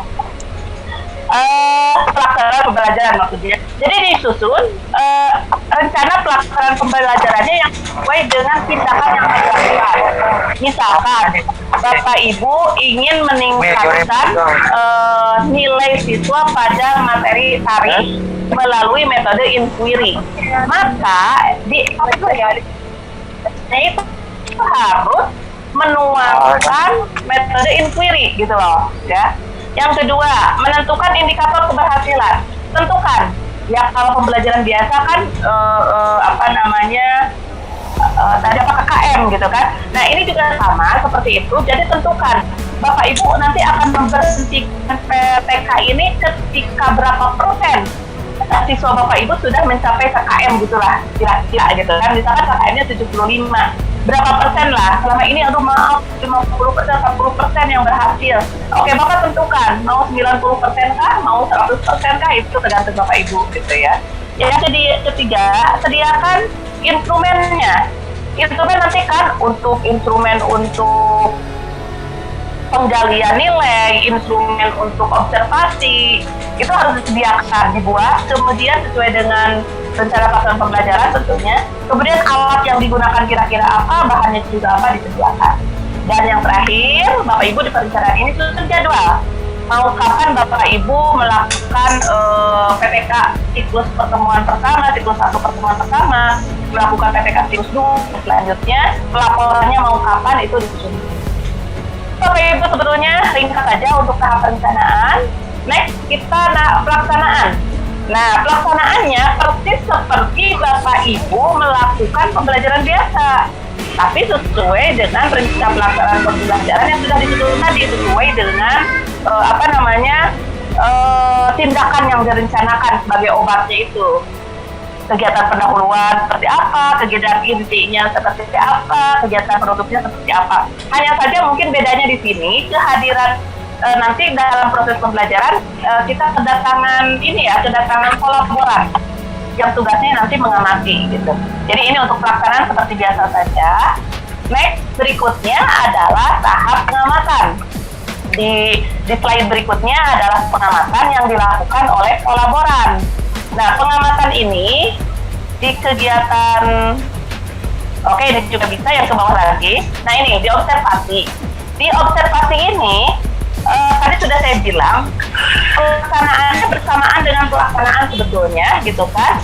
Kemudian, hal-hal yang dilakukan oleh pengamat itu adalah mencatat semua hal yang berkaitan dengan pelaksanaan pembelajaran tindakan tersebut. Kemudian apa yang dilakukannya, yang diamatinya, ya proses siswa sama proses pembelajaran tindakan yang dilakukan oleh guru. Siswanya diamati, proses pembelajaran yang dilakukan gurunya juga diamati gitu. Dan kemudian terus datanya nanti yang dikumpulkan apa? Itu ada data kuantitatif, ada data kualitatif. Kalau data kuantitatif, nilai hasil belajar, hasil kuis, kehadiran dan sebagainya. Tapi kalau kualitatif, siswa, mutu diskusi dan sebagainya sesuai dengan tindakan. Tidak semuanya ini harus ada ya, tapi sesuai dengan tindakan. Dan yang terakhir, apa sih instrumen yang harus dibuatnya itu, yang harus diisi gitu kan, yang tadi sudah dibuat di perencanaan, yaitu nanti ada soal tes, ada rubrik, ada daftar hadir, daftar nilai, ada lembar observasi, catatan lapangan. Nah, catatan lapangan ini ada semacam anekdot gitu ya, jadi apapun ditulis oleh observer, jadi nanti biar tahu ketika diskusi, direfleksi itu jelas gitu, apapun yang dilakukannya jelas. Dan baik yang hampir terakhir, sebentar, di tahap pengumpulan data ini Bapak Ibu harus memperhatikan siapa, apa, dan bagaimana. Siapa yang diobservasi, apa yang diobservasi, dan bagaimana teknik observasinya, begitu kan? Tadi siapanya ada siswa, ada guru, kemudian apanya yang tadi ada yang diobservasi itu prosesnya dan lain sebagainya. Bagaimana caranya nanti itu dibicarakan dengan observer. Baik, berikutnya tahap kelima adalah tahap refleksi. Nah ini. Jadi tahap refleksi ini adalah tahapan untuk mengkaji seluruh tindakan yang telah dilakukan berdasarkan data yang terkumpul dilakukan guna menentukan tindakan. Tadi yang sudah dilakukan itu dianalisis ya.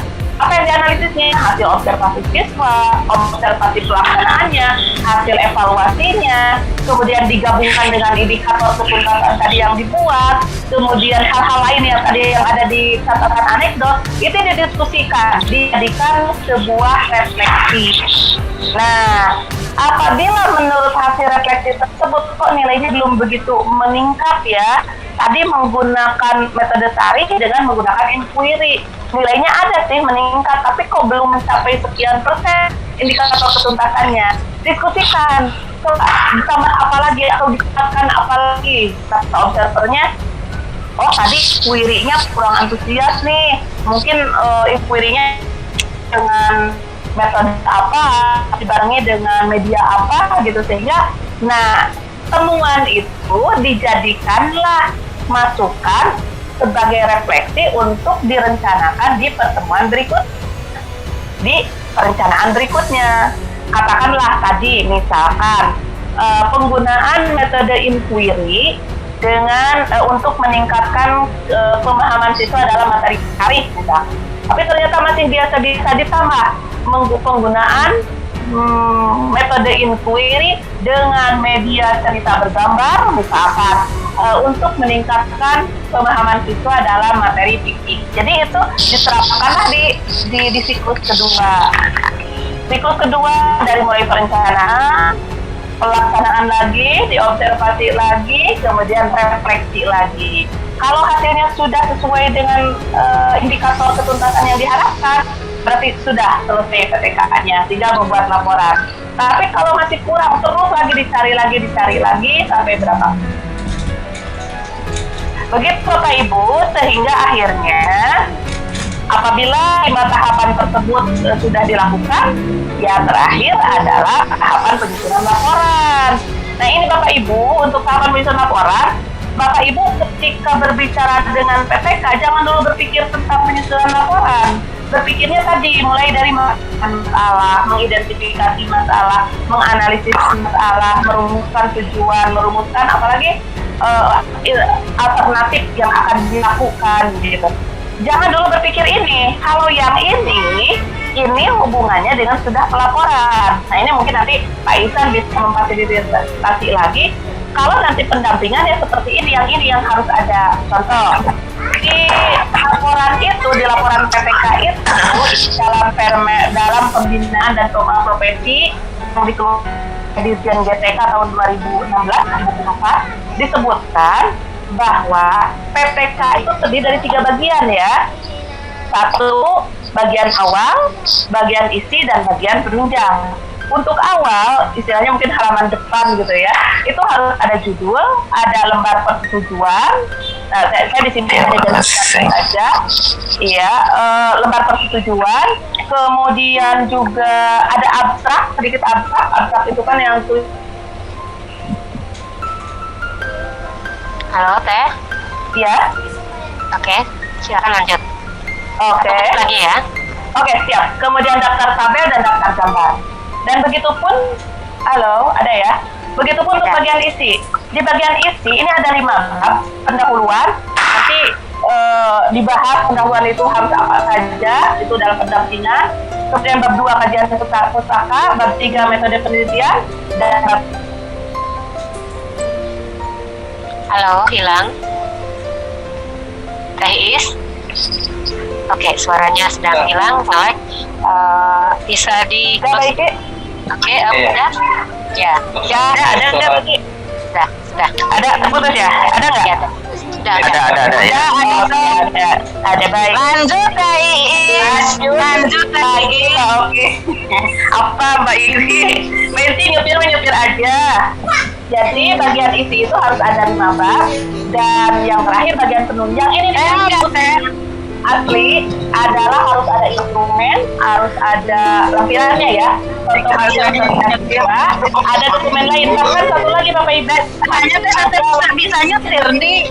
harus ada laporan ini seminar hasil PPK gitu. Seminarnya sederhana kok. Oke, itu saja mungkin yang bisa sampaikan Bapak Ibu. Di next slide nanti ada habis kayaknya. Intinya PTK itu jangan dianggap sesuatu yang sulit. PTK itu mudah. Bapak Ibu tinggal, ayo kita memulai sesuatu yang kecil. Jangan merasa jangan merasa minder untuk membuat PPK. Mungkin satu hal sebagai motivasi untuk Bapak Ibu, saya pribadi, Pak Isam, Mbak Oki, sekarang sudah Mbak Oki ini sudah negara ke-9 Mbak Oki ya? Negara ke-9 Mbak Oki. Pokoknya Mbak Oki itu tukang keluar negeri deh, banyak keluar negerinya. Teh Inti juga sama. Itu hampir semuanya berawal dari nulis. Semuanya berawal dari nulis gitu. Kita jangan malu untuk mencoba, jangan merasa tidak bisa. Mulai ajalah dulu. Dulu 2000 saya pun memulai menulis bukan pas awal jadi guru. Itu saya menulis pas tahun 2004 itu. 2004 menulis buku yang KBK itu kan.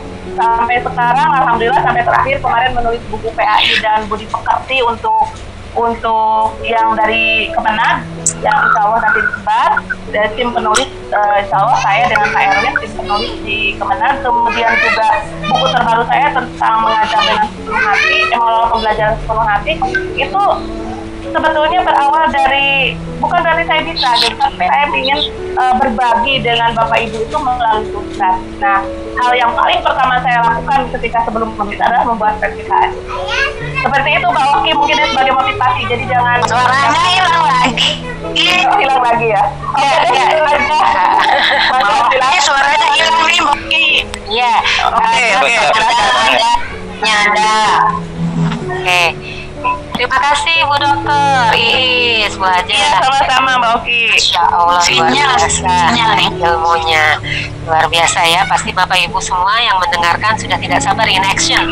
Ya, apapun tadi yang disampaikan Bu Dokter, bahwa semuanya itu bisa kalau ada niat, walaupun hal-hal yang kecil. Dan mungkin sekarang ada testimoni sedikit dari salah seorang juara nasional penulisan PTK, dan kebetulan saya sendiri. Jadi saya ingin sharing sedikit untuk kebetulan saya memang pernah menjuarai beberapa kali penelitian tindakan kelas, dan saya mulai meneliti itu tahun 2007. Saat itu awal-awalnya ada penelitian tindakan kelas. Jadi saya penasaran kayak apa sih gitu, tetapi karena saya belum pernah mengikuti pelatihan begini. Kalau saya sudah kenal Teh Is, mungkin saya akan ikut pelatihannya beliau gitu. Sayangnya belum kenal Teh. Ya, nah tetapi karena saya kuncinya adalah niat tadi yang disampaikan Teh Is, action walaupun sekecil apapun, dan sungguh-sungguh seperti itu. Saya kalau boleh menyitir dari ada hadis qudsi, Rasulullah SAW menyampaikan bersabda bahwa ana inda doni abdi bi, bahwa Allah Subhanahu wa taala berfirman bahwa aku menurut prasangka hambaku. Jadi bahwa kalau kita berpikir kita bisa, insya Allah bisa. Allah akan memampukan kita untuk mencapai target seperti yang tadi disampaikan oleh Pak Kabid, bahwa bukan targetnya yang kita geser, tetapi adalah bagaimana caranya mencapai target tersebut. Ketika Bapak Ibu sudah mendapatkan ilmu yang luar biasa dari Bu Dokter, walaupun saya yakin pasti Bapak Ibu belum puas nih karena keterbatasan waktu, tapi insya Allah dari Pak Icang, Pak Muhammad Ihsan, sekaligus teman-teman dari rekan-rekan di alumni Australia Short Course, insya Allah akan lanjut bahwa acara ini ya, Pak Ihsan ya. Insya Allah.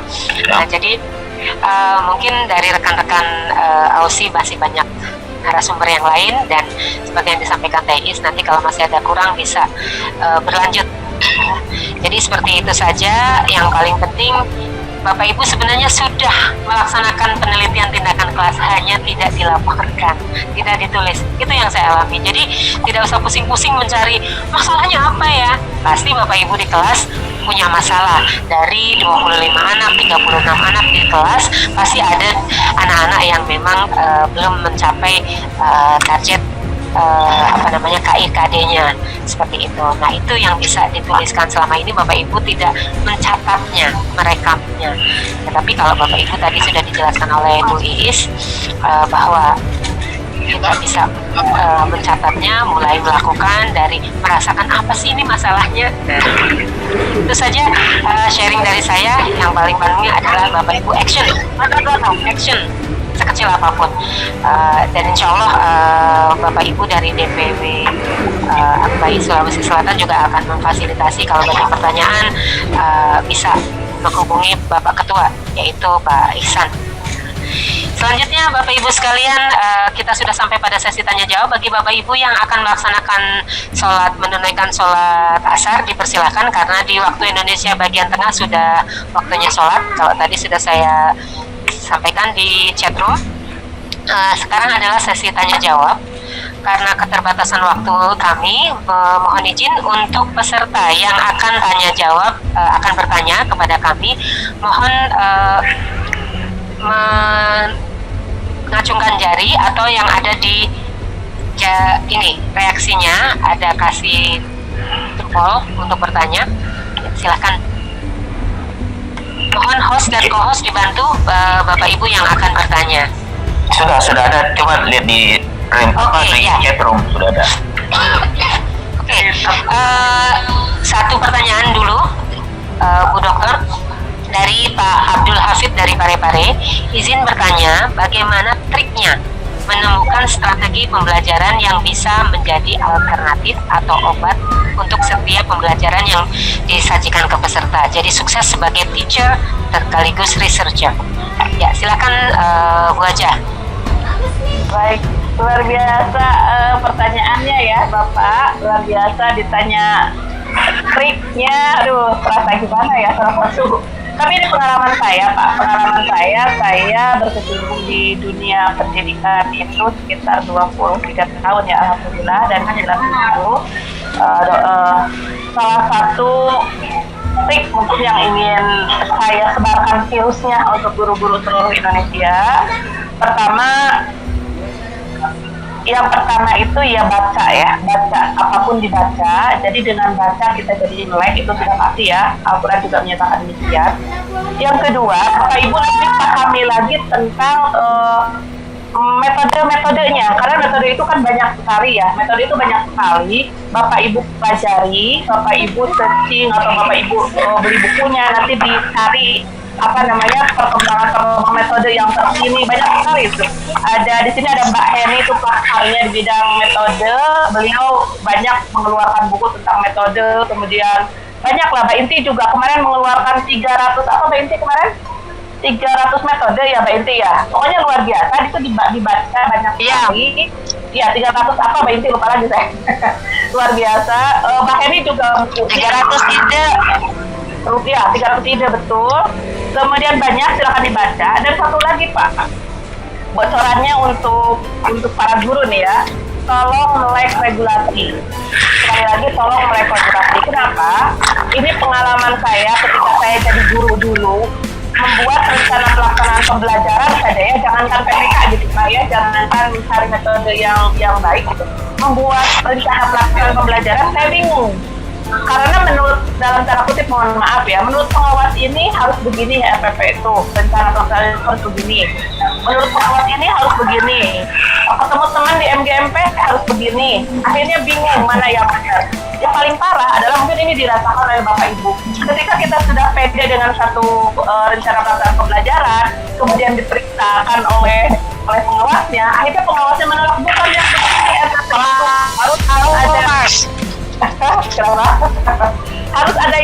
harus ada kotaknya di bawah untuk saran dan sebagainya gitu kan. Saya bingung, ubah lagi gitu kan. Sampai suatu saat pengalaman Mbak Cinta juga sebetulnya ini.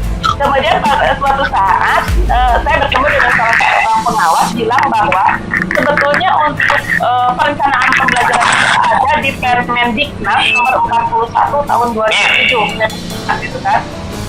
Saya masih belum ngapain saya peduli dengan regulasi, itu kan urusannya para pejabat. Saya bingung gitu. Akhirnya pada titik kebingungan saya mencoba iseng-iseng buka seperti apa sih Permendiknas nomor berapa tadi, 41 tahun 2007 itu.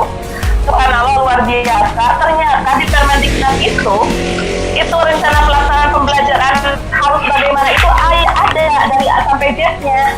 Ada gitu. Kalau zaman sekarang mungkin di Permendikbud nomor 22 ya Mbak Heni ya, Permendikbud nomor 22 atau 2016. Nah, dengan melek baca itu, saya secara pribadi, karena ini nyatanya ya trik, jadi fokus membuat KTP, dan saya sampaikan kepada pengawas.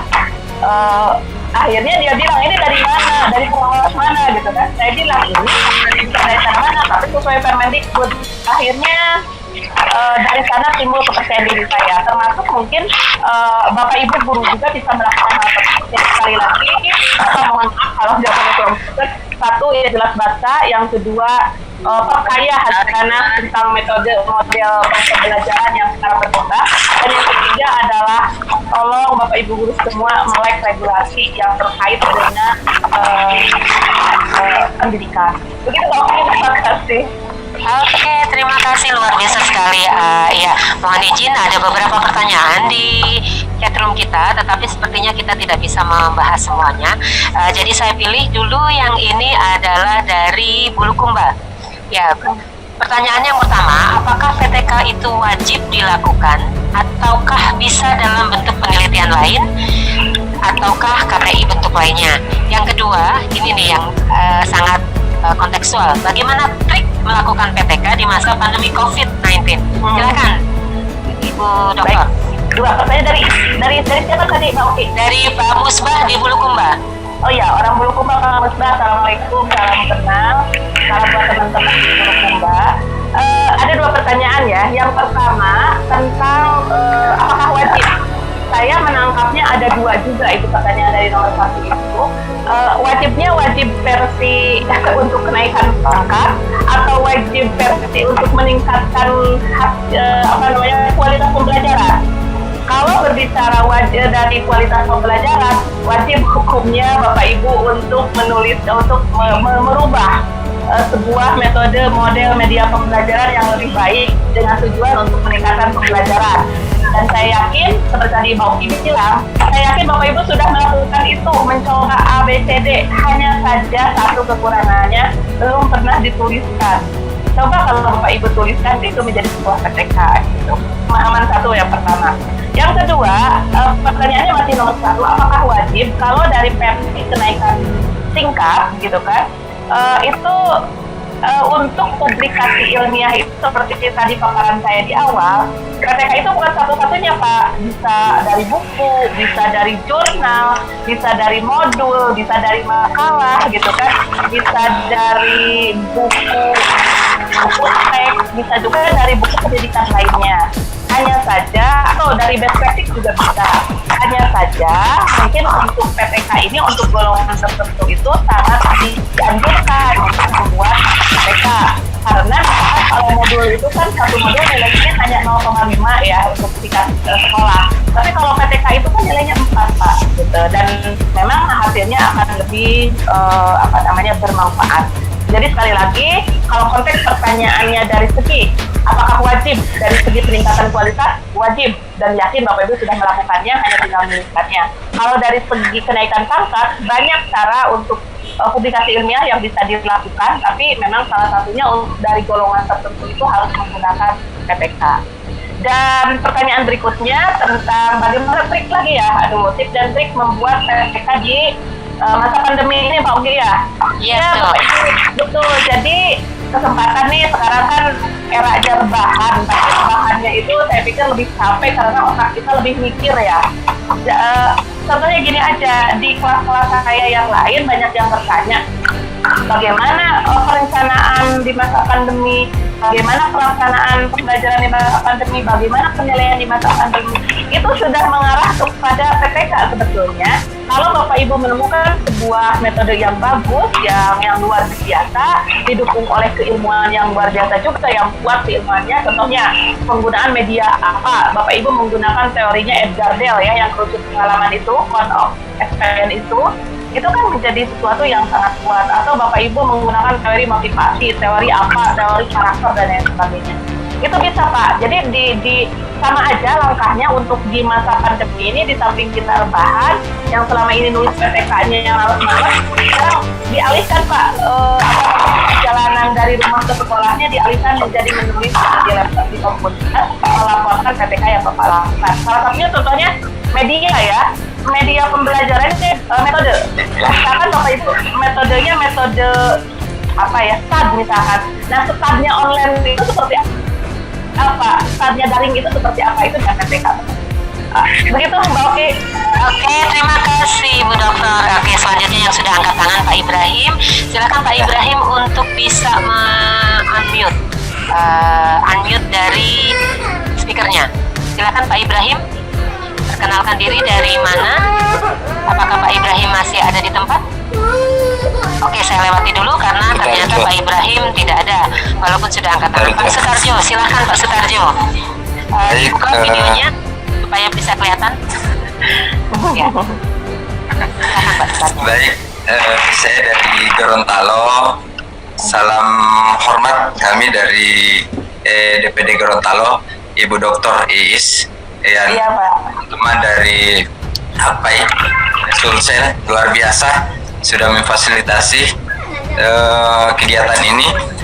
Sangat menarik apa yang dipaparkan oleh Ibu Dokter tadi terkait dengan publikasi ilmiah.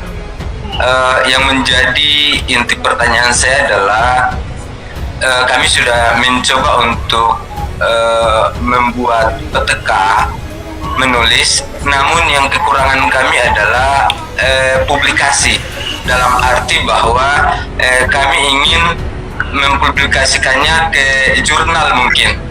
Mohon maaf, kami di daerah di Gorontalo ada beberapa institusi perguruan tinggi yang bisa untuk mempublikasikan ilmiah, namun kami harus mengeluarkan finansial biaya kurang lebih 4 sampai 500 ribu per PTK. Artinya itu hanya dimuat di IAIN seperti itu, di UNG seperti itu, ada beberapa. Nah, mungkin lewat kesempatan ini mungkin ada media dari mungkin informasi yang paling menarik, mungkin kira-kira di mana bisa kami dapatkan, kami bisa mempublikasikan karya-karya kami, baik di bentuk sangat istilahnya sangat mendukung kami ketika tadi sudah disampaikan, sempat disentuh terkait dengan mungkin kenaikan pangkat dan lain sebagainya. Ya, itu aja. Terima kasih Bu Dr. Iis dengan teman-teman, Ibu Mbak Oki dan teman-teman. Terima kasih. Assalamualaikum warahmatullahi wabarakatuh. Waalaikumsalam. Terima kasih Pak Sutarjo. Salam buat Putri Utami ya di sana. Baik, luar biasa pertanyaannya. Ya, luar biasa Pak Sutarjo. Mungkin ini juga pertanyaan yang lain. Pertama, dipahami dulu Pak Sutarjo bahwa publikasi ilmiah itu banyak jenisnya, dan untuk mempublikasinya pun berbagai jenis.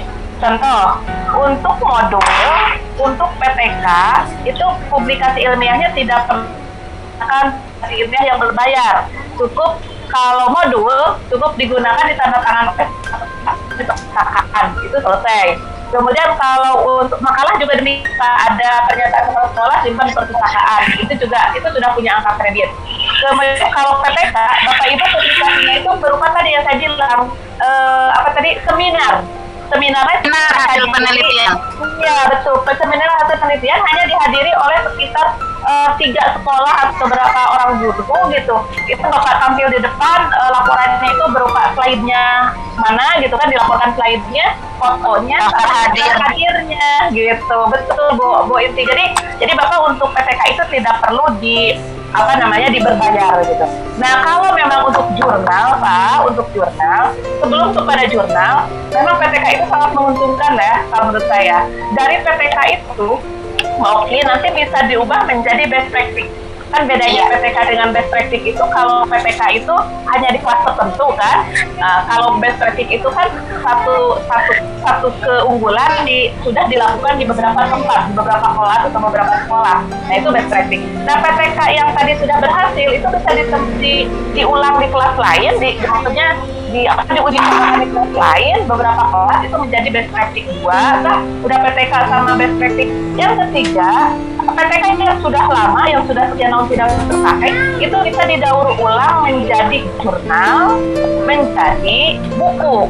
Hanya saja kerangkanya yang berbeda. Kerangka jurnal sama kerangka PTK beda kan? Kerangka PTK tadi, kerangka jurnal juga beda. Nah, jadi bisa dari PTK itu kemana-mana bisa. Tentang jurnal, memang betul Pak, untuk jurnal itu kebanyakan berbayar. Bapak masih untung berapa tadi? 7 lah ya. Saya sampai ada yang 1.752 juta. Tapi kabar baiknya, alhamdulillah Pak, saya punya teman kita juga, IN juga, namanya Pak Dr. Rudi, Pak Isan, Pak Dr. Rudi, yang dari Cianjur. Itu beliau mengelola jurnal lah gitu ya, jurnal e-jurnal di UPI Bandung. Itu gratis, Pak. Gratis. Jadi kalau memang Bapak sudah sesuai Bentar ya. nanti hubungi aja Pak Dokter Rudi, nanti hubungi Pak Isan lah. Pak Dokter Rudi dengan Oke, senang baik. hati ada beberapa jurnal, saya suka tanya itu berapa bayarnya gitu kan. Dia sama sekali tidak berbayar gitu. Karena dia itu khusus untuk PAI di UPI. Jadi ya, Pendidikan Agama Islam di Universitas Pendidikan Indonesia Bandung. Itu tidak berbayar. Di kampus saya sendiri berbayar, di kampus yang lainnya berbayar. Ya, Pak, kabarnya. Mudah-mudahan bisa bermanfaat ya.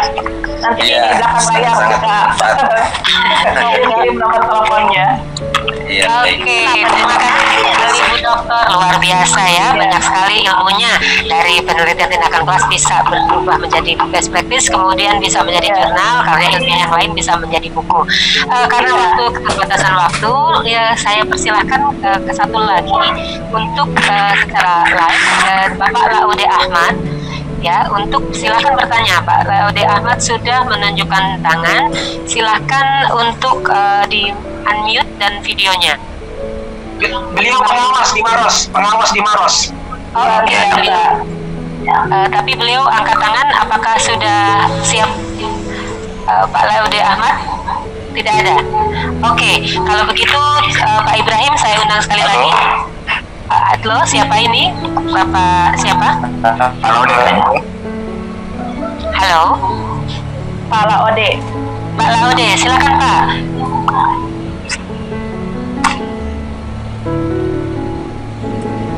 Halo.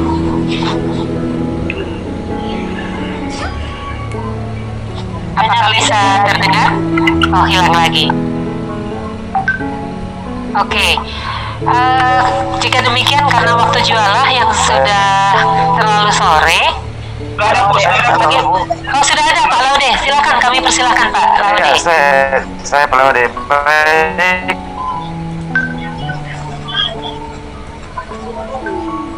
Suaranya tidak terdengar Pak. Baik, terima kasih. Assalamualaikum warahmatullahi wabarakatuh. Waalaikumsalam warahmatullahi wabarakatuh. Bisa didengar? Bisa Pak, sekarang. Baik. Perkenalkan saya Laude Ahmad, Ya. pengawas PAI Kabupaten Maros. Jadi kebetulan saya bertugas itu di dekat pesisir. Kadang-kadang juga saya berada di pinggir pegunungan. Pegunungan. Ya, menarik apa yang telah dipaparkan tadi dari materi kita hari ini. Pertama, saya berharap bahwa kegiatan kita ini jangan berhenti sampai di sini. Saya berharap ada tindak lanjut agar kegiatan-kegiatan seperti ini perlu mendapatkan teman-teman di lapangan itu perlu mendapatkan siraman, khususnya dalam pembuatan PTK. Kenapa?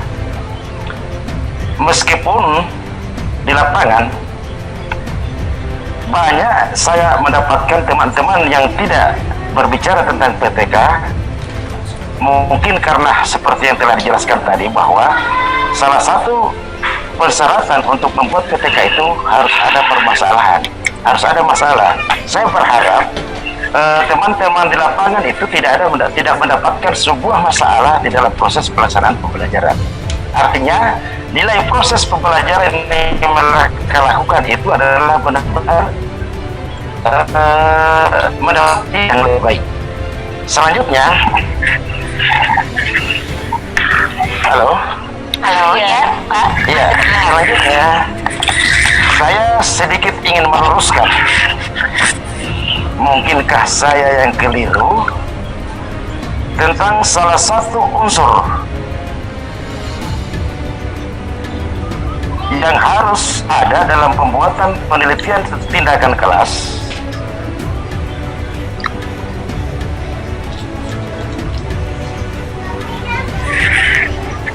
Halo. Ada suaranya ya? Pak Laude. Suaranya tidak terdengar. Halo Pak. Iya, sama. Halo Pak Laude. Apanya sinyalnya kurang bagus. Halo, iya Pak. Ya, Silakan.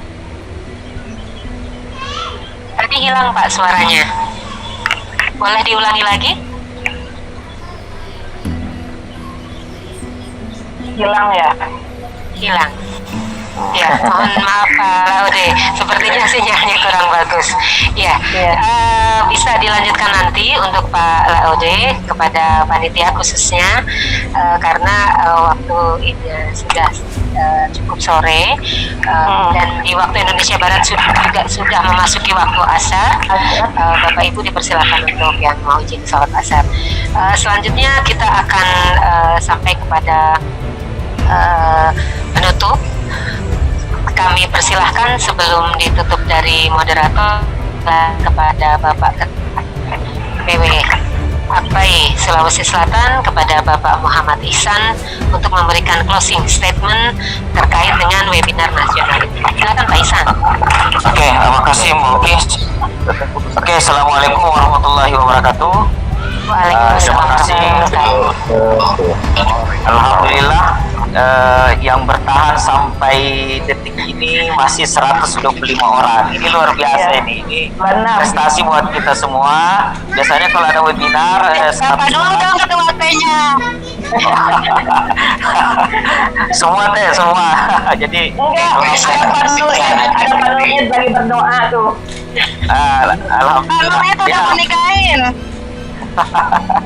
Oke, terima kasih. Ada hal yang penting yang saya sampaikan. Yang pertama terkait dengan sertifikat Bapak dan Ibu. Di room chat itu panitia sudah kirim link untuk sertifikat. Mohon namanya lengkap dan emailnya itu aktif ya. Dapat. jangan sampai namanya keliru. Kalau kesulitan nggak tahu yang mana room chat, bisa mengunjungi website Akbai Sulsel. Nanti kita share lagi, bisa diunduh di situ. Kami berikan kesempatan sampai malam ini untuk mengisi absensi. Akan tetapi Bapak dan Ibu, mohon maaf bagi yang tidak registrasi, maka tidak